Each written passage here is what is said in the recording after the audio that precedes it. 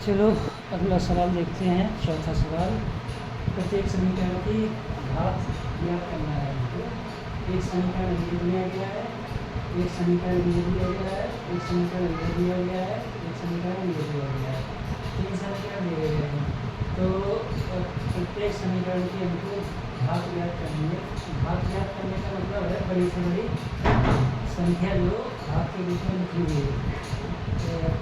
चर की घात अधिकतम घात को हम उस समीकरण की घात कहेंगे। ठीक है, तो इसमें देखते हैं अधिकतम घात कितनी दिख रही है। चर क्या है इसमें x, यानी x की वैल्यू बदली जा सकती है, मतलब चेंज की जा सकती है। चर है, चर घटने बढ़ने वाली संख्या कहें इसको, या फिर कांस्टेंट कहें।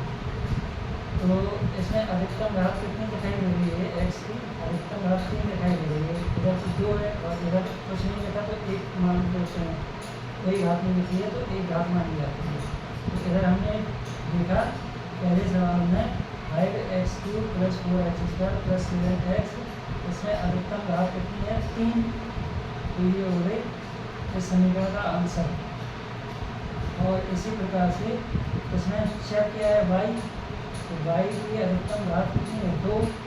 तो यहाँ पे आंसर हो जाएगा 2। ये घात जो अधिकतम घात है वो हम लिख रहे हैं। ये जो यहाँ से यहाँ लिखा हमने, ये यहाँ लिखा इस समीकरण की अधिकतम घात कितनी है, 3। हमको घात ज्ञात करना है। घात ज्ञात करने का मतलब अधिकतम बड़ी घात, यानी बड़ी से बड़ी घात जो इसमें लिखी हो। इसी प्रकार से 5t-√7 लिखा है। इसमें p की पावर कितनी मानेंगे, हम कुछ नहीं लिखा तो 1 मानेंगे। तो हम आंसर में क्या लिख देंगे, 1। इसकी घात कितनी है, 1।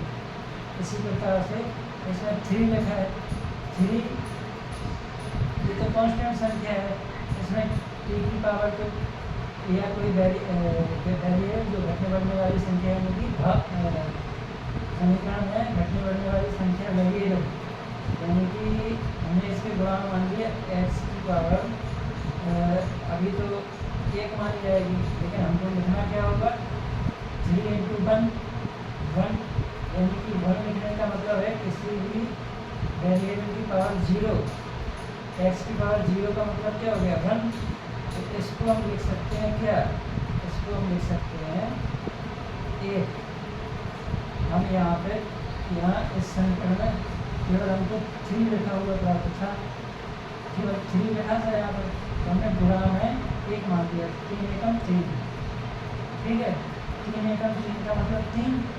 और हमने इस 1 की जगह पे, इस 1 की जगह पे हमने ये मान लिया क्या, x की पावर 0।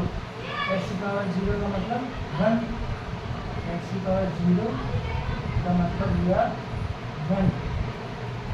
ठीक है, तो समझ में आ गया होगा। यहाँ पे 3 लिखा था और इसमें हम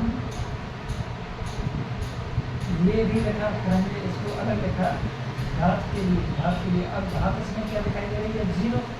यहाँ पे हम 1 की जगह पे क्या लिख देंगे, पावर 0 है, यानी कि ये 0 घातीय समीकरण है। ठीक है, तो इस समीकरण का हल हो चुका है। देखिए इसकी अधिकतम घात कितनी है, 3। इस समीकरण की अधिकतम घात है 2। इस समीकरण की अधिकतम घात है 1। और इस समीकरण की अधिकतम घात क्या है, 0। ठीक है, हो गया है इसका हल। देखते रहना, लाइक शेयर सब्सक्राइब करते रहना।